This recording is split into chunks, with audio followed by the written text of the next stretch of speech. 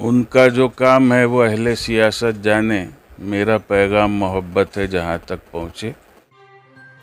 आप देख रहे हैं SDM न्यूज़। हर सच्ची खबर के लिए जुड़े रहिए SDM न्यूज़ से।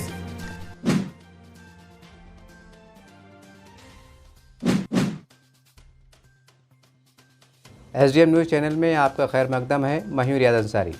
आज लॉकडाउन की वजह से गरीब जनता बेहद परेशान है। ऐसे हालात में तमाम सियासी समाजी तंजीमें गरीब लोगों की इमदाद के लिए आगे आ रही हैं। इसी बात को जानने के लिए हमने ऑल इंडिया उलमाए बोर्ड हिंद के नायब सदर, इसी तरह से महाराष्ट्र के सुप्रीम लीडर, इसी तरह से महाराष्ट्र के एवार्ड याफ्ता सहाफ़ी अली जनाब नायब अंसारी साहब से खुसूसी मुलाकात की और जानना चाहा कि ऐसे हालात में ऑल इंडिया उलमाए बोर्ड किस तरह से अपनी सरगर्मियों को अंजाम दे रहा है।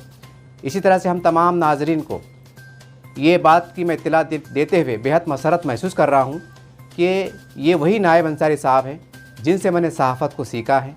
ये मेरे उस्ताद मोहतरम हैं और आज मैंने इनका इंटरव्यू लिया। ये मेरे लिए बहुत ही एज़ाज़ की बात है।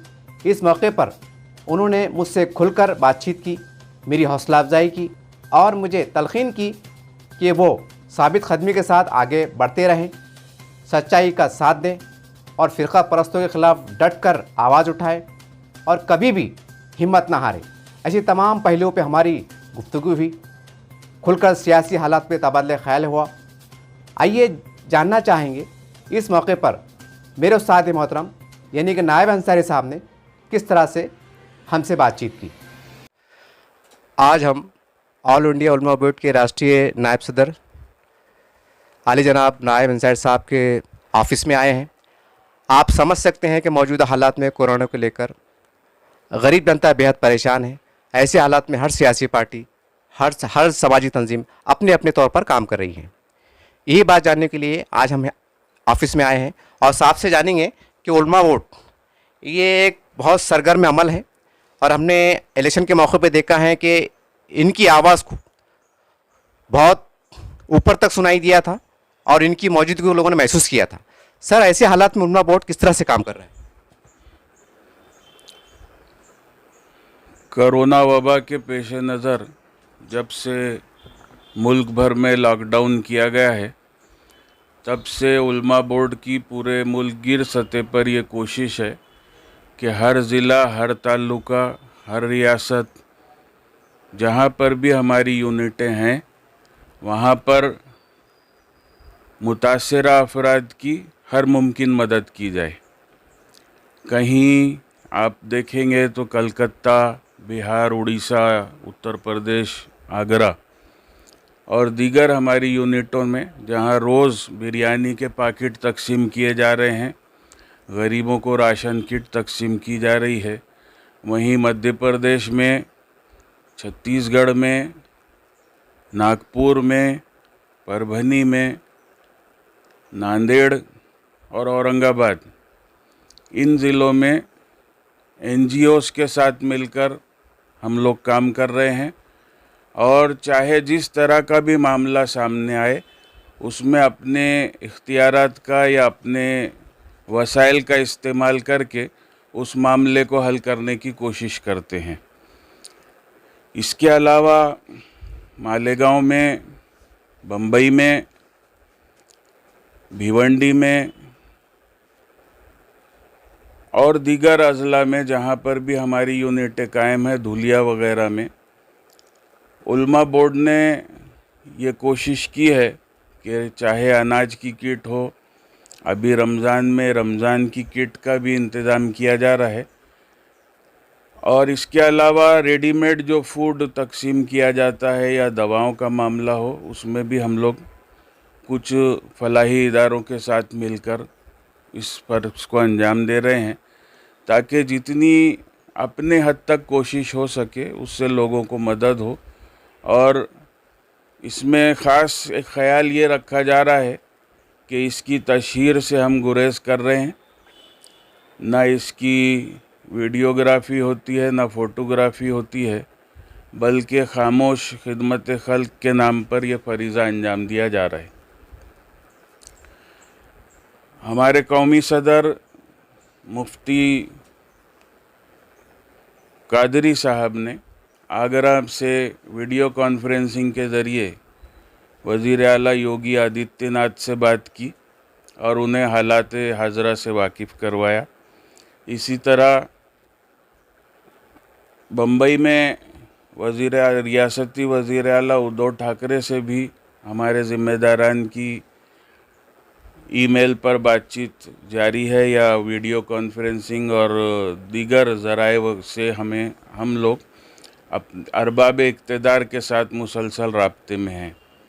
इसलिए औरंगाबाद का एक शख्स जो बेंगलोर में किसी काम से गया था, फंस गया था, वहाँ पर लोगों को मुतहरिक करके हमारे जो ज़राए है उसका इस्तेमाल करके उसकी मदद की गई। आज भी लॉकडाउन की वजह से वो नौजवान वहीं है, लेकिन NGOs की मदद की वजह से, जैसा हमारा एक फ़ाल NGO और है आई लव औरंगाबाद, उसकी मदद लेते हुए और उसके साथ हम लोग जुड़कर वहाँ पर उसकी जितनी भी मदद है वो कर रहे हैं। वो बच्चा वहाँ पर आज बाहिफाजत मौजूद है। एक मामला पूना में ये सामने आया था कि उनको बहुत ही इमरजेंसी में जाना था। एक हैदराबाद का मामला था कि बच्ची को वहाँ थी और वालिद यहाँ थे और आखिरी स्टेज का मामला था, तो उनको पहुँचाने के लिए कोई ज़रिया नहीं होने के सबब तमाम तर कोशिशें मदद की गई। और एक डॉक्टर का केस आया था कि वो सीरियस पेशेंट होने की वजह से उनको पहुंचाना ज़रूरी था, तो उसकी हुकूमत से इजाज़त लेकर बाज़ाब्ता तौर पर वो NGO की मारिफत उनकी नुमाइंदगी करते हुए उनको पहुंचाया गया। इस तरह से छोटे छोटे काम भी जो इस दौरान आ जाते हैं वो बोर्ड की मारिफत अंजाम दिए जाते हैं। औरंगाबाद में जहां हमारी यूनिट बहुत सरगर्म अंदाज में काम कर रही है, हमारे रियासती सदर मौलवी उस्मान रहमान और जनरल सेक्रेटरी जावेद सौदागर, ये लोग कोशिश कर रहे हैं कि हर इलाके में जहाँ पर भी मदद की ज़रूरत हो वहाँ पर उल्मा बोर्ड अपने ज़राए और वसाइल इस्तेमाल करके कुछ लोगों के ज़रिए ही सही, लेकिन वहाँ तक इमदाद पहुँचाने की कोशिश हम लोग कर रहे हैं। और हर इलाके में मदद जितनी हमारे पास रिक्वायरमेंट ऑफिशियल तौर पर आती है, यानी मुसद्दका तौर पर आती है, उस दरख्वास्त को या उस अपील पर लब्बैक कहते हुए हम वहाँ तक इमदाद की रसाई की जा रही है। इसी तरह एक बहुत बड़ा एक मसला रमज़ान में ये भी उभर कर हमारे सामने आया कि फ़िलहाल कोरोना की वबा से जो मरीज़ ज़ेरे इलाज हैं अस्पतालों में और क्वारंटाइन सेंटरों में जिनको रखा गया है, ऐसे लोग और जेलों में कैदियों को भी रमज़ान में ख्वाहिश होती है कि इस माह मुबारक में वो भी इबादत करें, रोज़े रखें, नमाज़ें पढ़ें, तो उनके लिए सहरी और इफ्तार का इंतज़ाम हुकूमत या इंतज़ामिया की सतह से किया जाना चाहिए। इसके लिए उल्मा बोर्ड ने रियासती वज़ीर आला से नुमाइंदगी की, अरबाब इक़्तिदार तमाम वज़रा से भी की बातचीत, उन्हें ईमेल के ज़रिए पैगाम रवाना किया और हमारी कोशिशें जारी है। बम्बई में हमारे जो यूनिट है वो उस यूनिट को हमने इस काम पे लगाया है कि वो हुकूमत और अरबाब इक़्तिदार से मुसलसल रब्त में रहें। साथ ही चूँकि असम्बली इलेक्शन में हमारा अलायंस वंचित बहुजन आघाड़ी के साथ था, इसलिए हमने प्रकाश अंबेडकर साहब से भी दरख्वास्त की कि वो अपने असर और रसूख का इस्तेमाल करें और इस मामले में हमारी मदद फरमाएं। तो हमें यकीन है हुकूमत और इंतज़ामिया पर। अभी रमज़ान का आगाज़ हो चुका है, लेकिन एक आध रोज़ में इस मामले में ज़रूर कोई मुस्बत पेशरफ्त होगी और ये कोई बहुत बड़ा काम नहीं है, सिर्फ कुछ वक्त की मामूली तब्दीली के साथ अंजाम दिया जा सकता है ताकि जो मुसलमान परेशान हैं ऐसे मामलात में, कोरोना की वबा की जद में आ गए हैं, लेकिन रोज़ा फ़र्ज़ होने की वजह से और तमाम इबादतों का सवाब होने की वजह से वो भी ख्वाहिश रखते हैं, तो उनकी भी मदद ऐसे इमरजेंसी हालात में हो जाए तो हम हुकूमत और इंतज़ामिया के ममनून व मशकूर रहेंगे। सर मेरा एक सवाल और भी है। इस चैनल के माध्यम से मैंने औरंगाबाद का सर्वे किया था, तो हमने देखा ये बड़ी शर्मनाक बात है कि ख़ासकर तारीख़ शहर औरंगाबाद में किट तकसीम के अंदर भी एक सियासत का मुजाहरा हो रहा है। ऐसी गंदी सियासत करने वालों के लिए बतौर सहाफ़ी आप क्या पैगाम देना चाहेंगे? उनका जो काम है वो अहले सियासत जाने, मेरा पैगाम मोहब्बत है जहाँ तक पहुँचे, लेकिन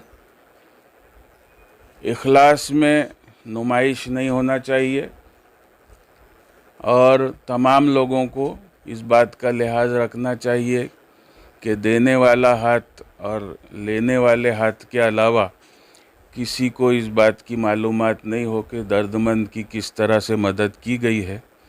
इसके अलावा इंसान की हर किसी की इज़्ज़त नफ्स होती है, उसका भी ख्याल रखना चाहिए।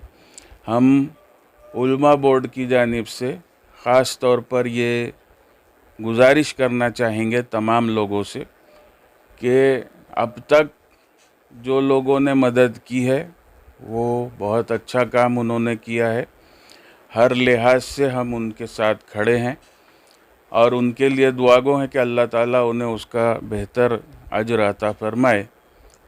लेकिन कुछ लोगों की ये ख्वाहिश ज़रूर होती है कि इसकी तशहीर भी हो जाए, लेकिन अगर किसी को तशहीर इस बात की करना भी है तो ये लिहाज रखे कि सामने वाले की शनाख्त ज़ाहिर ना हो और आपका भी काम हो जाए। कुछ NGOs की ये मजबूरी भी होती है कि उनको अपना काम हुकूमत को, इदारों को, ज़िम्मेदारों को बताना होता है। कुछ अफराद की भी ये बात होती है कि अगर वो अपनी बात को आवाम तक नहीं पहुंचाएंगे तो कल उन पे सवालात उठेंगे, उन पे उंगलियां उठेंगी।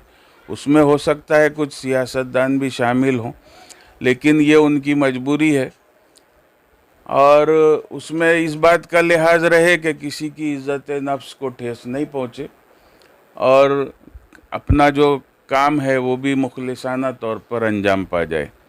इसी के साथ एक और अपील मैं ये करना चाहूँगा कि अभी रमज़ान का महीना है, इबादतों का महीना है, इसके बाद हम लोग पूरे महीने के बाद ईद का त्यौहार भी आने वाला है, तो उसके पेश नज़र तमाम दीनी इदारों का भी ख्याल रखा जाए और जो लोग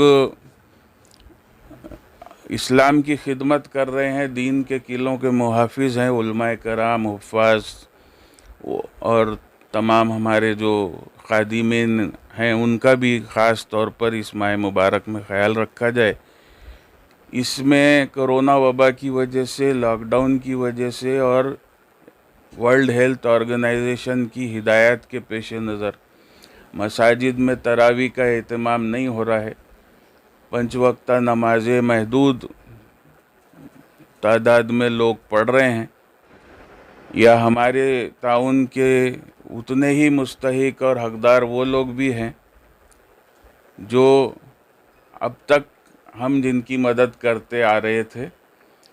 रमज़ान में हुफ़्फ़ाज़ को नजराना दिया जाता था, वो भी दिया जाना चाहिए। मसाजिद और दीनी इदारों की मदद की जाती थी, वो भी इस मर्तबा की जानी चाहिए। इसके लिए अगर मैं ये अच्छी तरह समझता हूँ कि हर कोई आज परेशान ज़रूर है, लेकिन हम अपनी गुंजाइश में से थोड़ा अगर खींच कर भी काम चला लें तो हर किसी का काम चल सकता है, या अपनी इखराजात में थोड़ी सी तखफीफ कर दें तो ये मामला बिल्कुल आसानी से हल हो सकता है और एक अजर अजीम के भी आप मुस्तहिक बन सकते हैं। ये थे ऑल इंडिया उलमा बोर्ड के नायब सदर, इसी तरह से महाराष्ट्र के सुप्रीम लीडर और हिंदुस्तान पेपर के मुदीर आला जनाब नायब अंसारी साहब, जिन्होंने अपने बड़े बेहतरीन ज़रीन ख्यालात का इजहार किया। और हम समझते हैं कि तमाम समाजी तंजीमें इनकी बात को समझते हुए, मानते हुए, लब्बाइक कहते हुए इसी तरह से काम करेंगी।